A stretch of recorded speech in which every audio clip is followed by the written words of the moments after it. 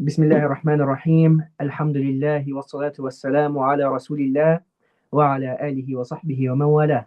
Assalamu alaikum wa rahmatullahi wa barakatuh. Welcome to week 2 of Tajweed 101. This is our introductory course to Tajweed, and it's open to everyone, where we go over the basics of learning the sciences of how to perfectly recite the Quran, the Book of Allah subhanahu wa ta'ala.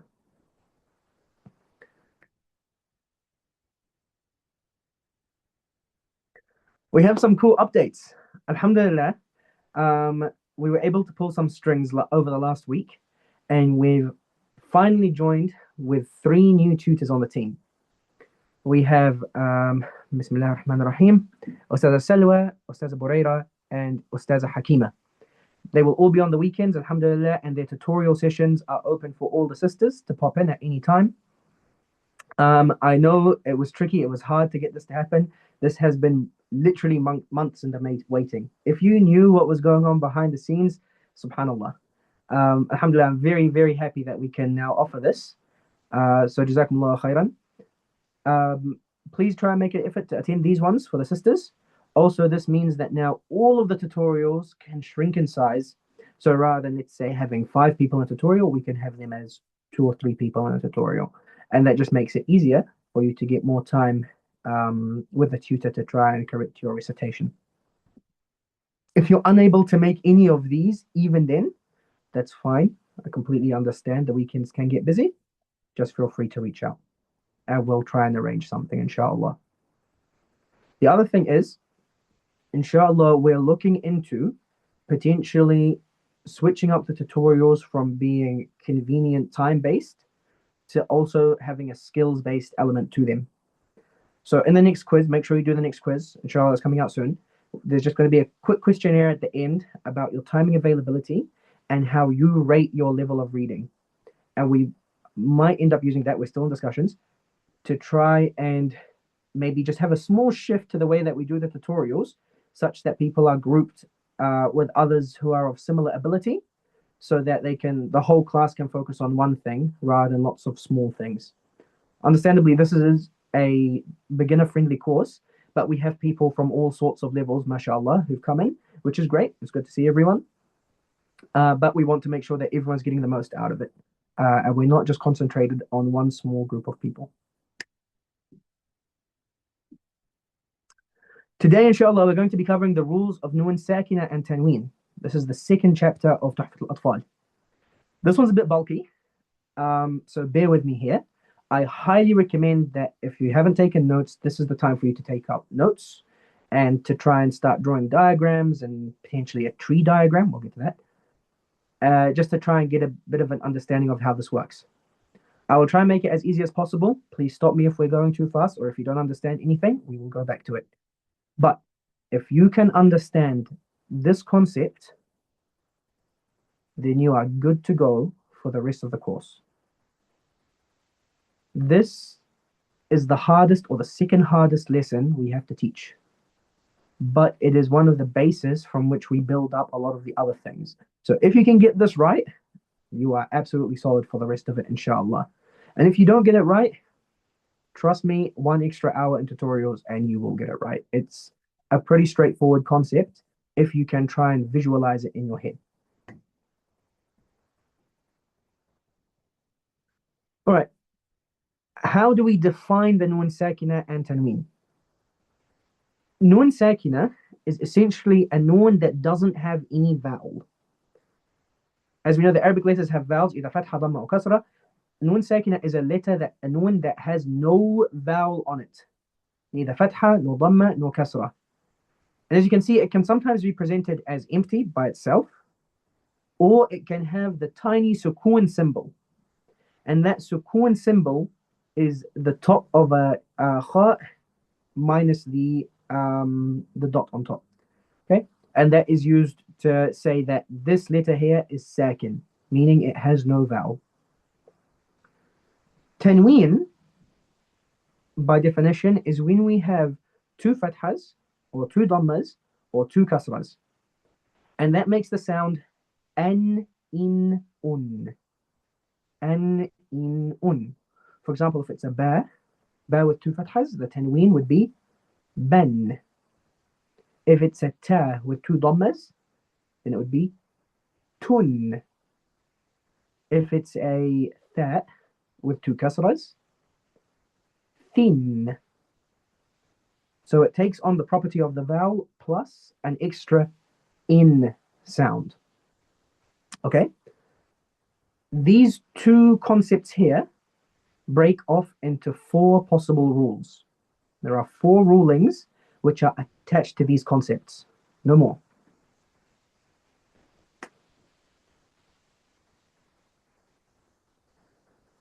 Now, before we move on to these concepts, we need to understand what is noon made out of. Noon is very similar to the English letter N, L-N-N-O-P, and it's broken up into two components. The first component is what we can call the tongue component, and that is where the tongue meets the top of the gums of the front teeth. N. If you can, with clean hands, if you can feel the inside of your mouth and see where your tongue sits when it does the N sound, that is where noon goes, right? The second half of noon, in most cases, is what we call the gunna, or the nasal vibration. And this emanates from the nose, from the inside of the nose. We call it the nasal cavity. And this is a vibration that you'll naturally do when you're reading it fast, but we also prolong it in many instances.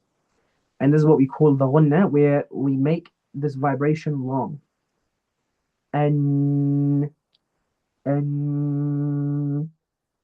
you bring your two fingers and just lightly place them on both sides of your nose with your mic off and go, and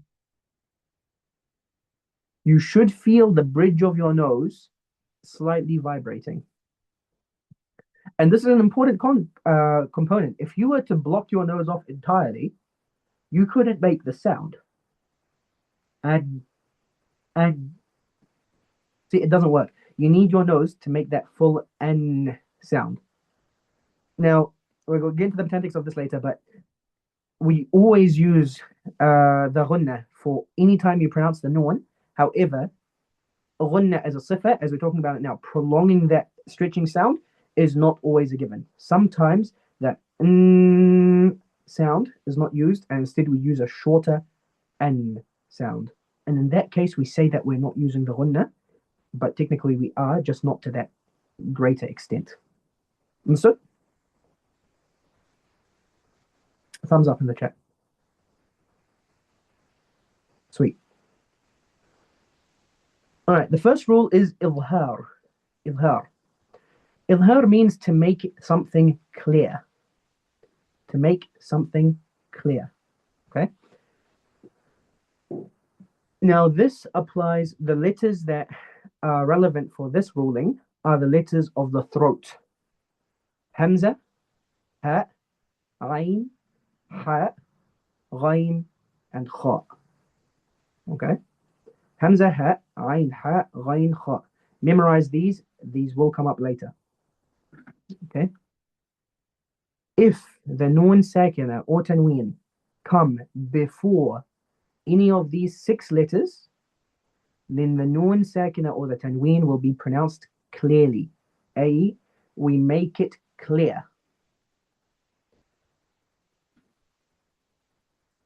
Again,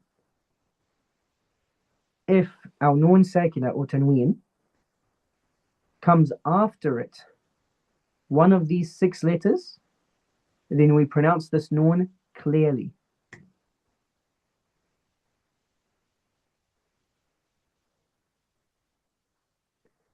Now, in Izhar, we use the tongue part to make the N sound, An'amta, right?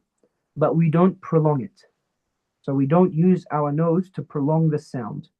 Yes, you'll still use your nose, but you won't use it in a prolonged way. You don't say, صراط الذين أنعمت. No, you say, صراط الذين أنعمت عليهم, etc.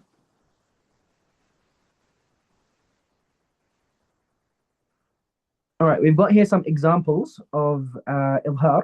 Now, we're not going to go over these in class. You will be going over these in your tutorials, inshallah.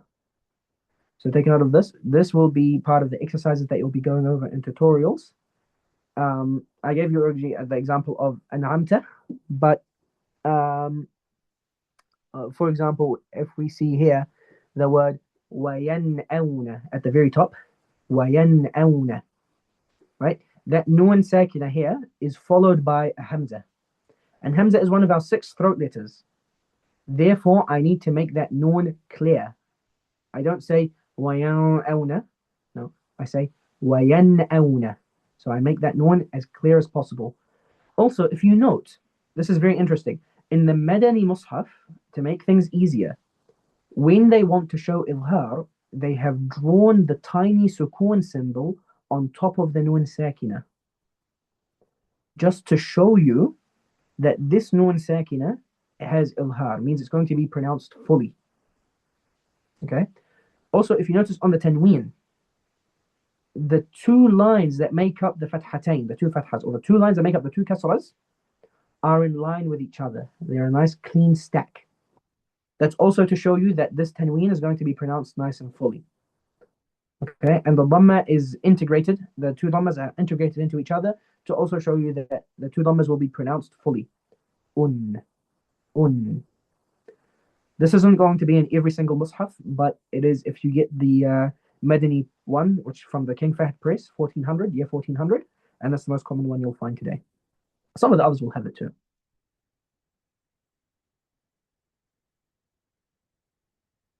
All right, the second rule is idgham. And idgham literally means to enter something into something else. For example, I can, adgham my hand into my pocket. In classical times with swords, adgham as-sayfa fi ghimdih. He put the sword in its sheath. Right? So in practice, when we're talking about nun sakina and tanween, it is when we put one letter into another letter. And this concept of idgham is going to be used in other places, but for today's lesson, just to simplify everything, when it comes to nun sakina and tanween, it is when we merge that nun with another letter. And the letters of idgham are the 6 letters of yarmunun. Ya, ra, mim, lam, waw, and noon. When our nun sakina and tanween, or tanween, come at the end of a word, and the next word starts with one of these 6 letters, then we merge our nun into that other letter. For example, the ya, we merge that nun into the ya. For example, man ya'mal will become man ya'mal. Man ya'mal. I've merged the nun into the ya. Okay? And this only occurs when you have 2 separate words. It's in 2 separate words across from each other. Now keep in mind, idgham is special. It's split into 2 subcategories furthermore. The first subcategory is idgham with ghunna. Who can remember what ghunna means? Talked about it 3 slides ago. Nasal sound? Correct. The nasal sound or the nasal vibration. So we have idgham that uses this nasal vibration and idgham that doesn't use the nasal vibration. The letters of idgham with ghunna are ya, noon, mim, waw. Take note of this. And letters of idgham without ghunna are lam and ra. So yarmulun, we split it into 2. Yanmu and lam and ra. Lam and ra is too short. You can't make a cool word out of it. It's a bit of a shame. If you can come up with one, go for it. But you only have 2 options. Lar or ral. That was not homework, by the way. All right, idgham with ghunna. This is the first subcategory of idgham. Keep that in mind. If the nun sakina or the tanween is followed by any of those four letters of yanmu, then we make idgham and we put in the ghunna sound. And the way we do this is we skip the nun sakin or the tanween and we pronounce the following letter and we only maintain the ghunna of the last letter. To give you an example, let's look at the diagram.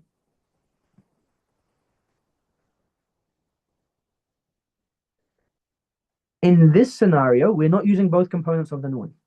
Instead, we're cancelling out the tongue component and we're using the nasal component because it's idgham with ghunna, a nasal component.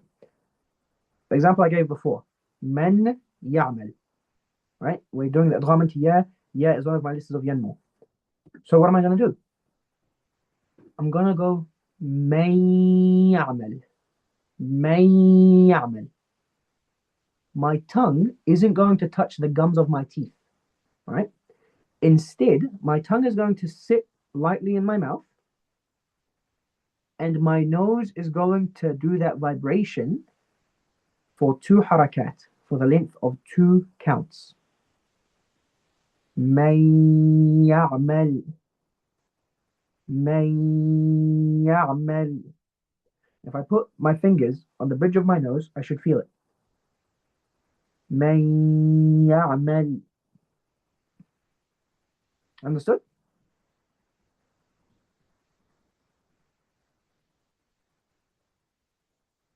If I'm going too fast, please let me know.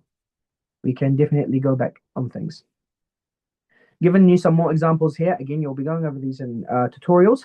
But on top here, we have mim masad. Mim masad. So I've skipped the noon of that first min, okay? But I've maintained the ghunna and put it with the ghunna of the mim. I've merged the two together. Mim masad. Mim masad. Yeah?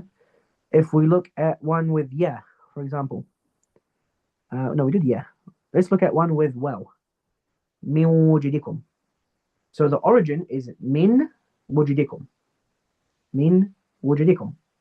From what you have. Now, what I'm going to do is I get rid of the tongue component of the noon and I only engage the nose. Min wujudikum. Min wujudikum. Min wujudikum. Okay?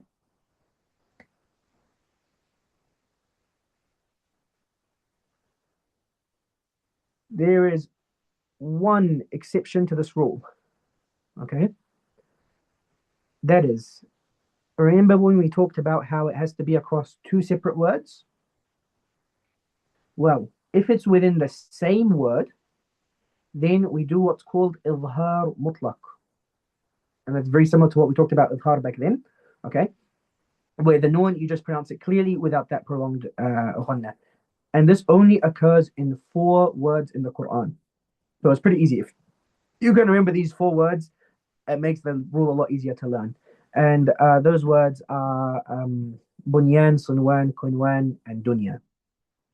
So yeah, if you noticed, dunya, dunya. I don't say dunya. I don't do idgham here. I don't say dunya, sunwan. No, I pronounce it clearly and normally. Dunya, sunwan. So keep that in mind. Sorry, just one question on that Yeah. screen. Go back. So the 4 examples, but by default, they aren't idgham examples, right? Because it's one word. Correct. So idgham can only occur between 2 different words. It can't occur within the same word. Okay. Except in these 4 scenarios. So that's why there's no idgham anyway. Okay. Okay, I see. Awesome. Idgham without ghunna. Now remember we said idgham is split into 2 different parts. What was the first part of idgham? The first subsection of idgham?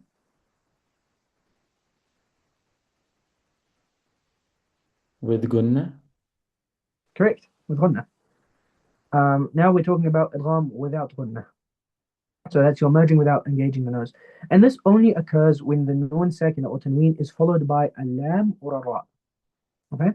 In this case, to just save yourself the headache, we skip the noon completely. We just go straight for the lam or the ra.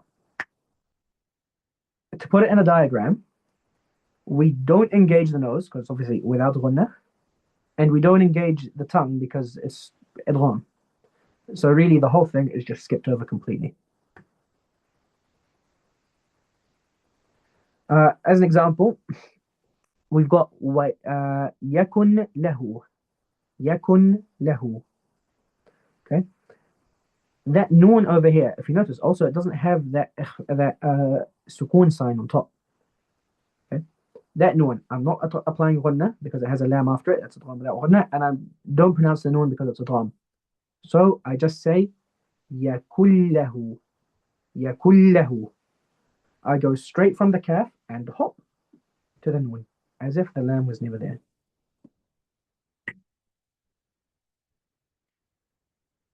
Our third rule is iqlab or qalb. Not to be confused with qalb, meaning the heart. Iqlab means to switch or to flip. There you go. That's a lived example of a flip. Bismillah. And it only occurs with one letter. That's the ba. Okay? Ba is nice and special, easy to learn. Iqlab, ba. Iqlab, ba. So you can put that in your head. How many rules have we talked about so far when it comes to Nun Sakin and Tanween? Toveen.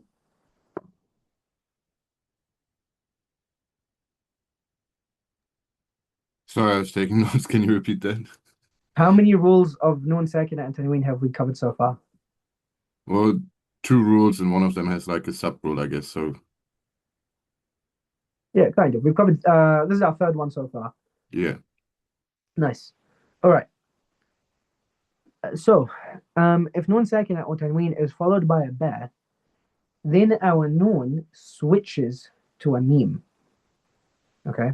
There's going to be a bit, there's probably one of the more tricky ones to understand. If you notice here, the way they've made it symbolized in the Quran is they literally add in a mini meme on the line. So if you look here, that Nun Sakin, they write on a little meme, and with Tanween, they remove the second line that would have been there if it was two fathahs or two kasras, two dhammas, and instead they add in a miniature meme, which just helps tell you that the noon is going to be switched into a meme. But don't rely on this. Rely on the rule because you're not always going to find this in every mushaf. Sometimes you'll find an older print or a print from a different facility. It's going to be a bit different. Not every mushaf is printed in Medina, although a lot of them are these days. So you're not always going to find these same rules applying to everything. These rules apply to the actual spoken out loud qira'ah. In Iqlab, we don't use the in part, the tongue part. Why? Obviously because we're switching to meme. And when we do meme, by the way, is just like the English M, it comes from the lips. We also use the ghunna. We're going to talk about this later, next lesson. But ghunna applies in noon and meme. You engage your nose in only those two letters and those two letters only. So, you should be able to feel that vibration there. You don't just let your tongue rest at ease. All right, I've got here an example. لَيُنْبَذَنَّ في الحطمة. Right? It should be, the origin of the word is لَيُنْبَذَنَّ. لَيُنْبَذَنَّ. But because after my noon sakina, there is a meme, there is a ba, I'll switch the pronunciation of that noon to a meme. And they've ever so helpfully added for me a nice little meme symbol on top. So I know it's لَيُنْبَذَنَّ. لَيُنْبَذَنَّ. Also, just an important side note, meme in the Quran, when written above a line, as like a little symbol, can have two meanings. Meme where the tail is sticking downwards, like here, that's a iqlab. Meme where the tail sticks kind of outwards, that means mandatory stop. So don't mix up the two. They're slightly different things. This one is for Nun Sakina and Tanween. The other one is when you have to stop mandatorily and take a breath. But that's beyond the scope of this lesson.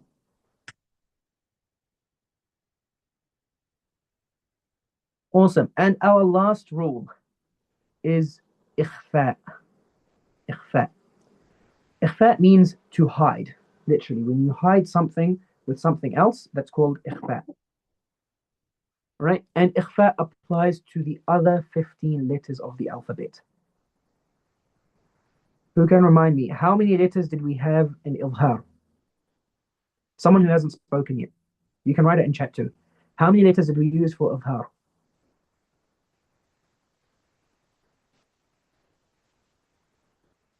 6, correct. And how many letters did we use for Idgham in total?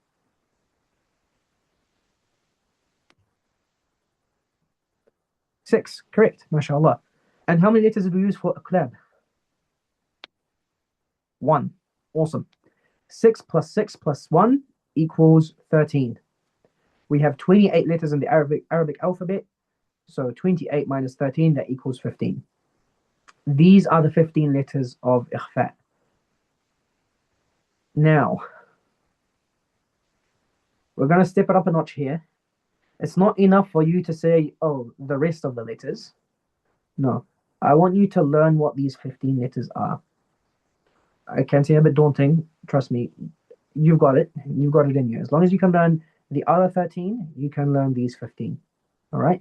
And I'm going to give you an easy trick to learn it later on down the line. Now, ikhfa, as a rule, is very, very, very, very, very, very, very similar to idgham with ghunnah. It's a very, very similar concept. All right? Ikhfa is when I have a nun sakin or tanween followed by any of these letters, whether in the same word or the next word.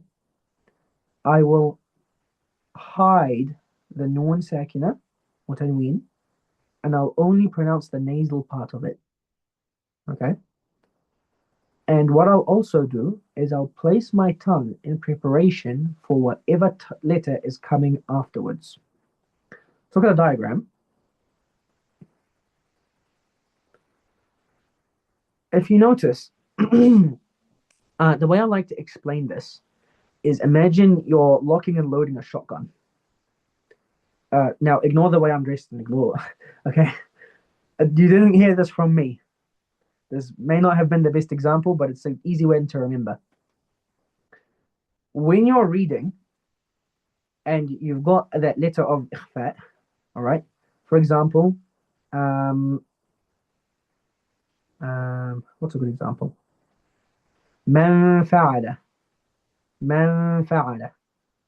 Right? The origin is man fa'ala. This is an easy one. That noon, I'm going to hide it. Okay? And then I'm going to go into the fa. While I'm using my nose to make that sound, I need to get my mouth ready for the upcoming letter. Fa. In this case, fa. And fa is composed of your teeth and your lip, right? F, F. Your bottom lip presses against your top two teeth or one of the top two teeth. That makes a F sound, right? So what do? While I'm in the middle of that sound, I put my lip just below my teeth to give me that sound. Man fa'ala.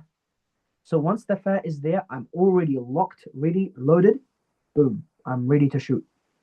Man fa'ala. I don't go all the way in and do a nun then a fa. I don't go man fa'ala. The other thing is I don't sit there passively and then wait till I'm finished my ghunna and move on to the fa. So for example, just letting your mouth kind of just sit, relax. Ma fa'ala. Ma fa'ala. No, you need to be locked and ready and loaded. Man fa'ala. Straight from the lips. Does that make sense? Can you give one more example as well? Okay, cool. من تضليل من تضليل. So that ta sound comes from my tongue pressing up against also the kind of where the gums are. Not exactly. I'm simplifying it just to make it easier. At, at, at. Right? So the tongue is being pressed up there. At.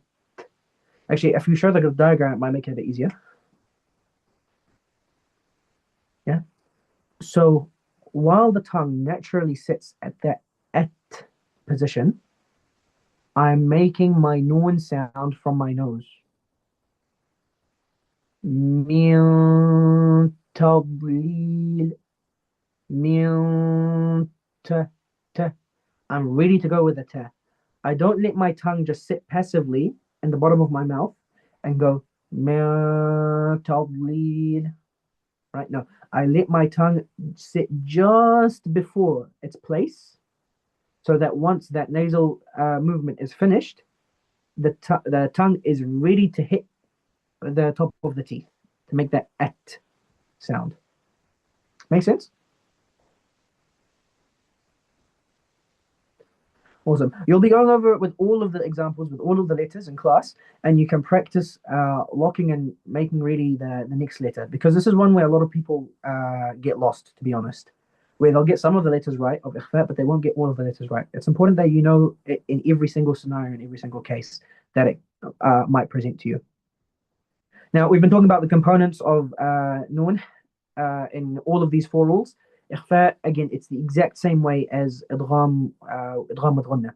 So what I'm doing is I'm not using the in part, because why? My tongue is going to be sitting at wherever the next letter is. Or if I'm not using my tongue, I'm using my lips. In the case of mim, ba, and waw, then my tongue is sitting passively. That's the only time your tongue sits passively. Okay. And the ghunna still stands, so you still do two harakat of your nose vibrating. من تضليل من فعل أنبئهم, etc. Now, there are plenty of examples with this, because obviously we have 15 letters. I'll only do the first one just to make it easy, and that is لن تغني. Okay.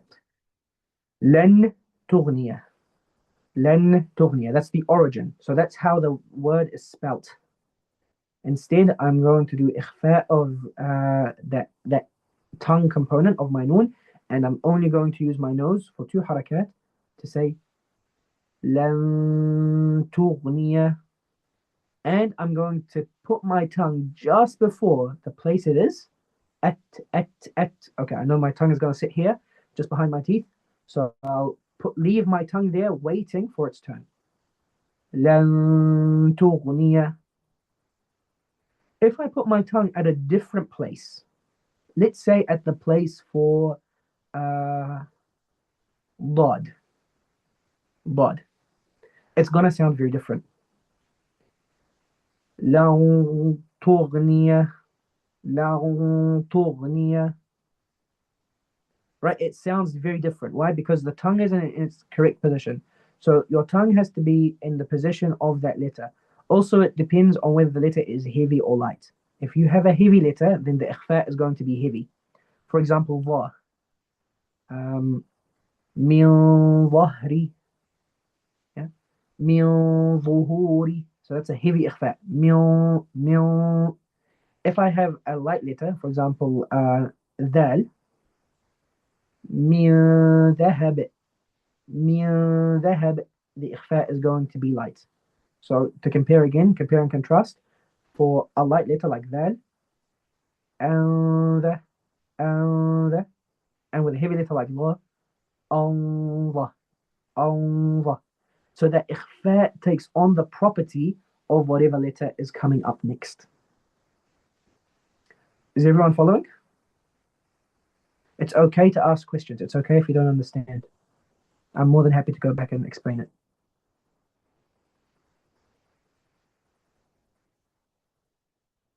All right, sweet as, mashallah. So these examples, you'll be going over them in class. Oh, we have a question in the chat. Bismillah. Could you please do the tanween example? Okay, cool. I will do a tanween example for صعيدا طيبة. Okay, no, what's on top? بريح صرصر. Okay. بريح صرصر. So I have my tanween here of interest is on the letter ha. Okay, ريح, and the letter that comes after it is صاد. Okay, that صاد is a heavy letter. What I'm going to do is my tanween. I'm going to eliminate the tongue component, and I'm only going to use the nasal component. I'm going to make my ghunna heavy, and I'm going to place my tongue in a way that it's ready to go straight into that slide. بريح صرصر. The origin of the word is to say بريح صرصر, but we're not going to do that. We're going to do إخفاء. بريح صرصر. You should feel it in your nose. So don't say بريح صرصر with nothing with your nose. No. بريح صرصر. Right? It should be feelable over here. That's only feelable to you. So you put your hand here just when you're practicing, but obviously after that you don't. Once you get the hang of it, you don't need to do that. MashaAllah. We're going through this very fast, alhamdulillah. But yeah, you're going to go through all of these examples with your tutors throughout the week, inshallah. Okay. Some important points that we just need to make sure of, and we're going over some of them. Avoid placing the tongue at the point of articulation of noon when we're pronouncing the ghunna. Okay. The only time where you look really the noon, by the way, as we said, that's the tongue with the top of the teeth. The only time when you lock your noon ready to go is if you're saying noon. What's the rule of noon, by the way? Who can remember? Which of the 4 rules do we apply for if noon sakina or tanween is followed by another noon? Yarmalun. Which is? Which is this idgham. Idgham. Nice. Who can Idgham. tell me which kind of idgham?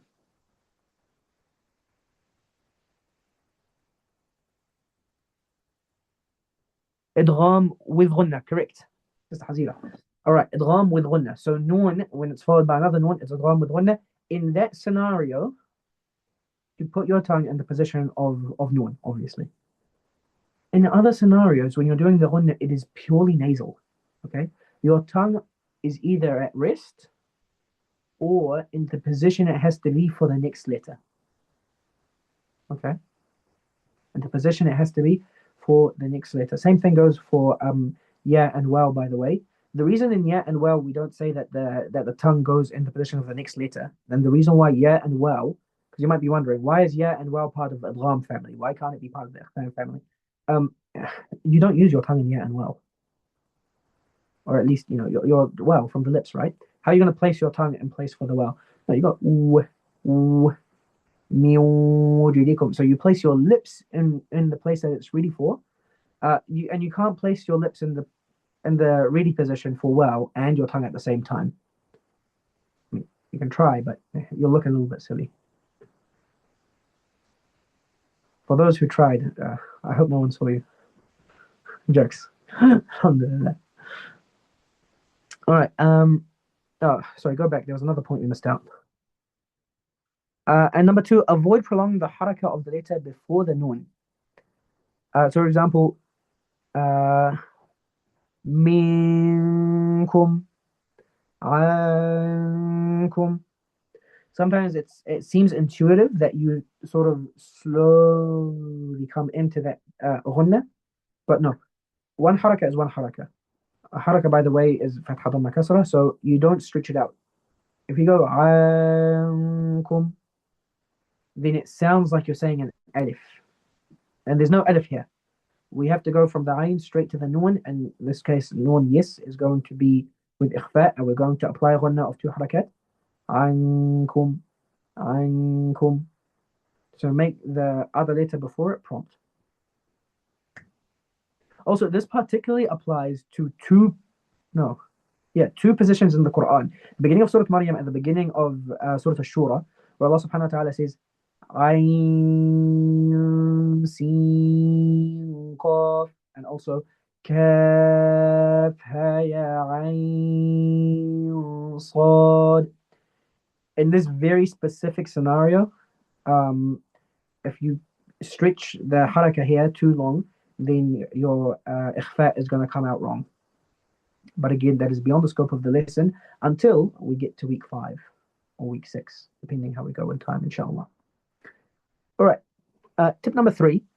When the letter before the noon sakina has a dhamma, the reciter should make the ghunna in the state of sukoon without making the dhamma. For example, the word kuntum, right? Kuntum. Don't say kuntum. I want you to hear the difference. Say kuntum and not kuntum. There's a very slight difference. You might not be able to pick it up, but someone who's listening to you will. Your lips should only go forward for the letter with a dhamma. Ku, ku, ku. The ikhfa on the noon, your lips should be flush in their normal position. Ku, tum. Not tum. My lips have to come back. Kuntum, kuntum. It's a minor thing, and if you can't get the hang of it straight away, don't worry about it. But once you've finished all the other things, this is also something important to make sure you get this part right. And the fourth pro tip is the ghunna should be heavy, as I said, when the noon sakina or the tanween is followed by a heavy letter, and it should be light if the noon sakina or tanween is followed by a light letter. What are heavy letters? What are light letters? That will be something we cover later, inshallah. But to just simplify things as much as possible, a heavy letter is a letter that comes in the phrase khussa daghtin qidh. So that's a letter where the back of your tongue has to go up. Os, ob. Yeah. So those big letters, you feel like you really need to put in a bit of oomph to really get the full letter in there. Those are our heavy letters. In those scenarios, the ghunna of the noon sakina or tanween before it will have to be heavy. You will intuitively do this. So don't overthink it. Intuitively, you will be doing this. And if you don't worry, your tutor will help you fix that. So don't overthink all of these rules. I know it seems like there's a lot to take in all at once, but don't overthink everything. Start with the very basics. So the things at the beginning of each slide, of every concept, that first slide there, that covers everything you really need to know. Just focus on those basics, then you can build up to what comes after that. All right, over here we've just got some exercises that you'll be going over into your tutorials, where you'll be asked to look into each of these examples, figure out what rule applies to it and why that rule applies to it, and see if you can recite it properly.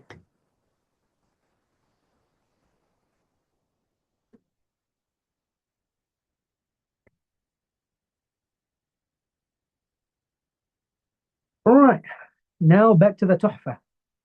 Tuhfat al-Atfal by our amazing Sheikh Sulaiman al-Jamzuri, rahmatullahi alayh. Now, this basically summarizes everything we said before. So I'm going to use this as a chance for us to summarize what we've covered. And this is just to jog your memory of everything we've covered. Very quickly, as we said, Nun Sakina or Tanween comes under 4 different rules. Okay, Izhar, Dgham, and that gets split into with and without Ghunna, Iqlab, and Ikhfa. So he writes, and I quote, أحكام النون الساكنة والتنوين للنون إن تسكن وللتنوين 4 أحكام فخذ تبييني فالأول الإظهار قبل أحرف للحلق 6 رتبت فلتعرفي. Okay, for nun sakina or tanween, there are 4 rules. So here is my explanation with tabyini. Okay. The first one is idhar before the letters of the throat. as we discussed. And they are 6 in this particular order.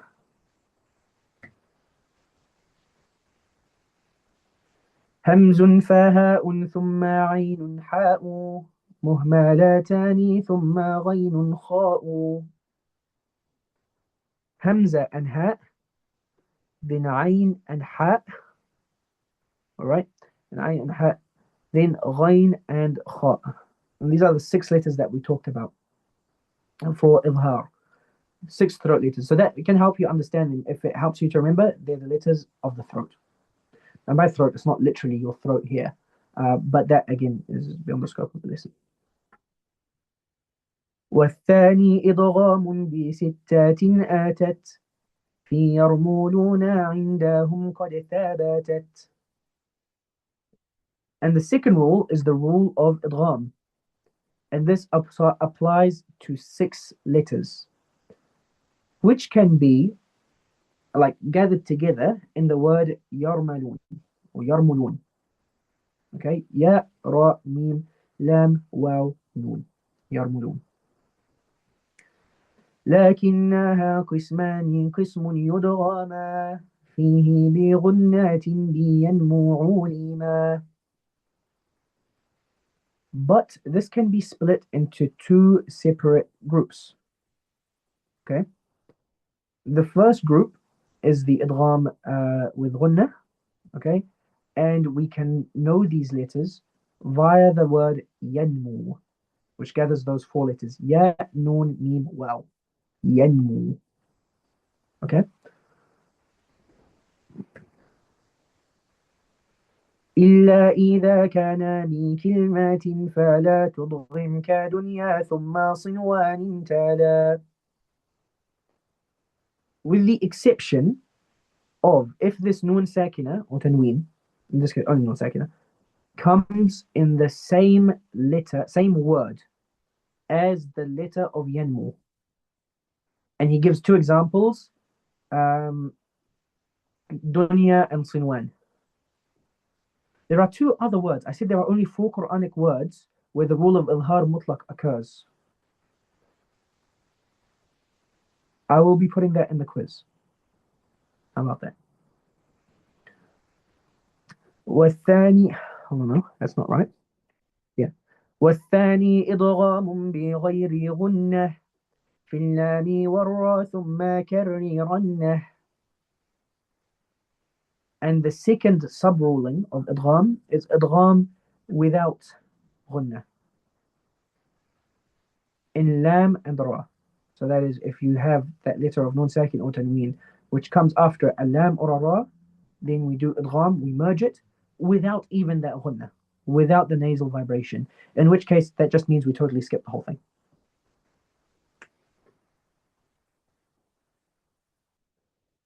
والثالث الإقلاب عند الباء ميما بغنات مع الإخفاء. And the third rule is iqlab, the switch or the flip, at the letter ba. If the nun sakina comes before the letter ba, then we switch it to a mim with a ghunna, and we do ikhfa of the nun. Ikhfa, who remembers what the word ikhfa means, literally?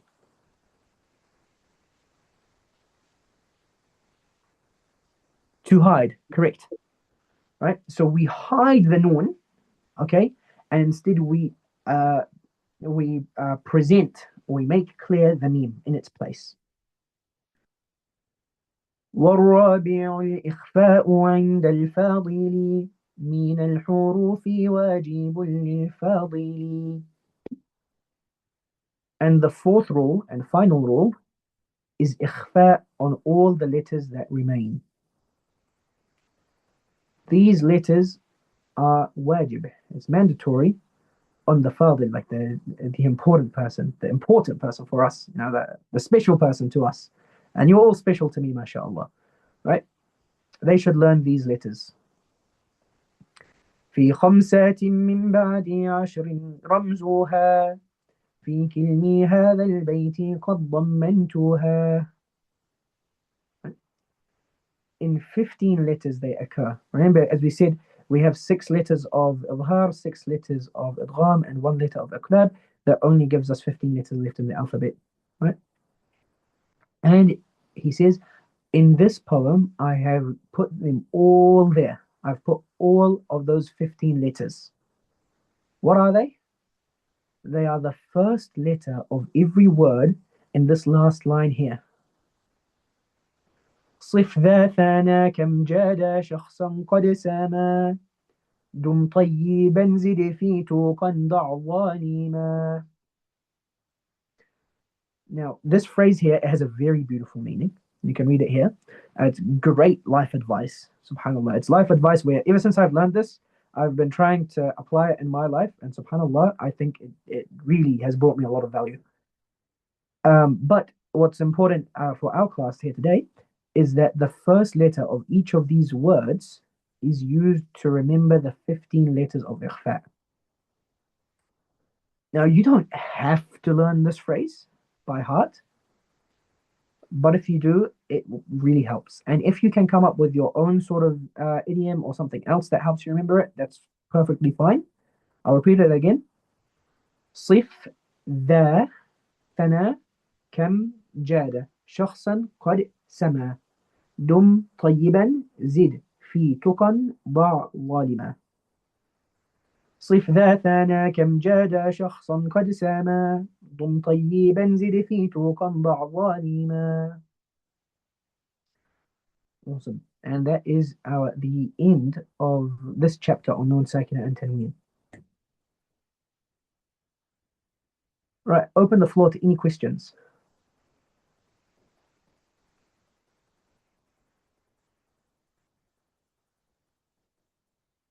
I just have one question about I mean, one could remember the letters and the rules, right? But in terms of when you open a Quran and to be able to remember it and apply it while reading, I mean, I can only compare it with reading my own original language, or say English. We don't think about it. So is it just going to be practice, or initially it will be a struggle and then eventually it will come down to how often you practice with like reading with proper rules? I completely understand what you mean. I'll give you an example to try and bring up the concept closer to home. If you imagine the person who is learning to drive, they first start learning to drive by reading the road code.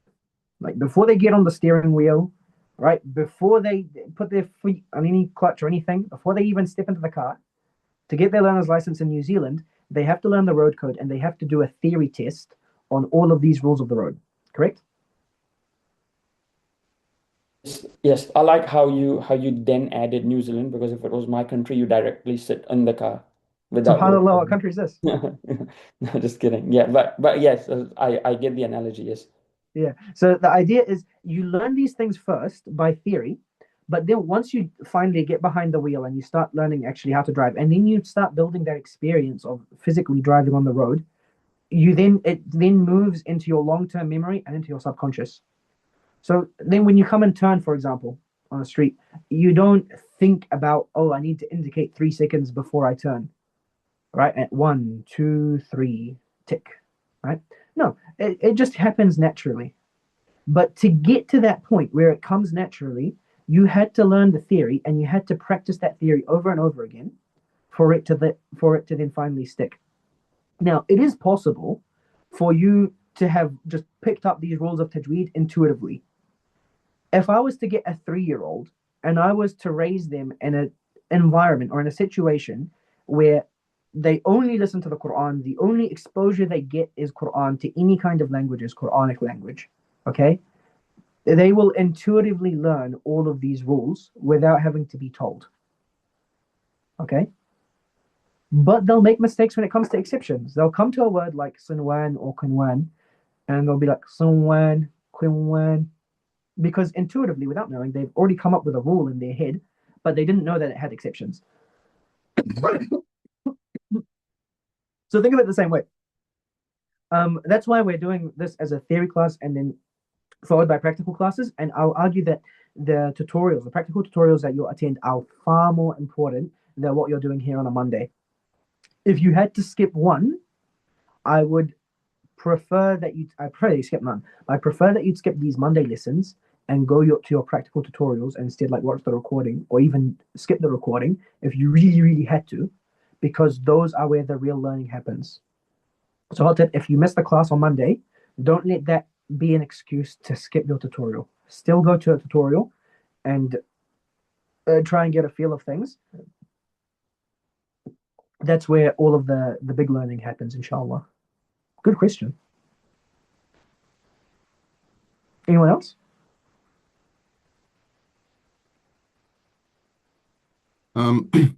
I'm, I guess, still struggling with just reading Arabic in the first place, like the letters and everything. Mhm. So it's like I understand like the rules and stuff that you presented, but it's quite difficult for me to actually follow any of the examples because it takes me like a minute, well, a bit over exaggerating now, but like a minute to actually understand how to read a word, like pronounce a word in the first place, kind of. So I'm wondering if you just said, like, I don't know, any kind of tips, maybe, hoping. No, great stuff. My tip for you is keep going as you are. This is good. You're going to have to come across these things anyway. If you come across them now in the earlier steps, it's going to make things easier for you down the line. And sometimes sort of punching above your weight can help you do better. Like you know what they say, reach for the stars. If you fail, you'll at least you'll at least land on the moon. So we'll go for these big shot things. But when we talk about something like Nun Sakin and Tanween, you inevitably have to come across Nun. You inevitably have to come across the other letters that come across Nun. So this is all good reading practice, and it will build up towards it. But I completely understand. Take your time, take your pace, and really try and learn things quality. I wouldn't recommend rushing something. You can rush as in do multiple steps at the same time, but don't finish a step and move on quickly before you fully understood a concept. Does that make sense? Yeah, thank you. Nice. I've got a question here in the chat. Could you please get lecture slides before the lecture so we can annotate it in real life and also immediately review it? Wait, I had a reason in my head. I can't remember. I had some reason in my head why we didn't post them before. But yeah, inshallah, from next week well yeah, sure thing. I can post that on the Google Classroom. Oh yes, I remember. I wanted to post them after the lecture because then we can post it with the recording simultaneously. But that's fine. We can post 2 separate posts. Yeah, next week inshallah I'll be posting up the lecture slides probably on the Monday or so.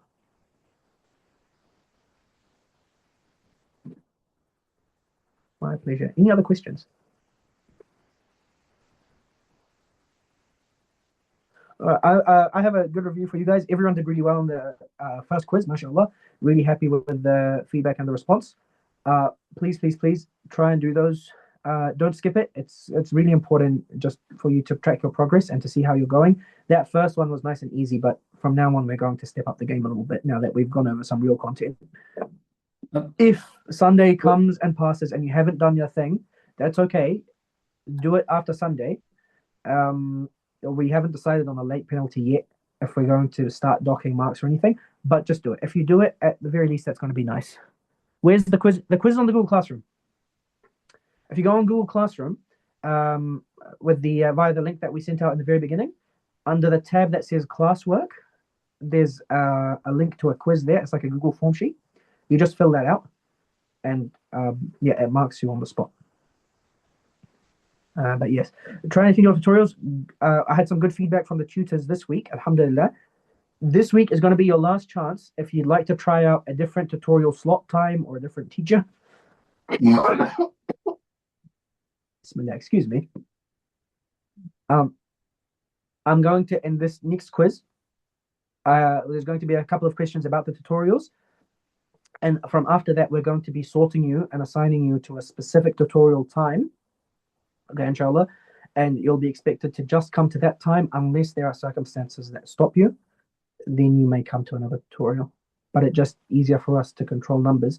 Otherwise, if 10 people show up to Brother Arfan's tutorial, and then no one shows up to Brother Noor's tutorial, well, it's bad for both of them. So yeah, we'll wrap it up here, inshallah. If you do have any other questions, you can put them in the class comments on Google Classroom, or you can send an email, or you can ask for tutorials. We are all here to help you, inshallah. In with the dua, subhanakallahumma wa bihamdik, nastaghfiruka wa natubu ilayk, wa nashhadu an la ilaha illa ant. Jazakumullah khairan, and thank you for coming. Assalamu alaikum wa rahmatullah. Wa alaikum assalam wa rahmatullah. Wa alaikum assalam wa rahmatullah. Can I please know where the quiz is? I tried to look at the quiz, so I am in the classroom. Is it no longer valid, that link? Because I can see that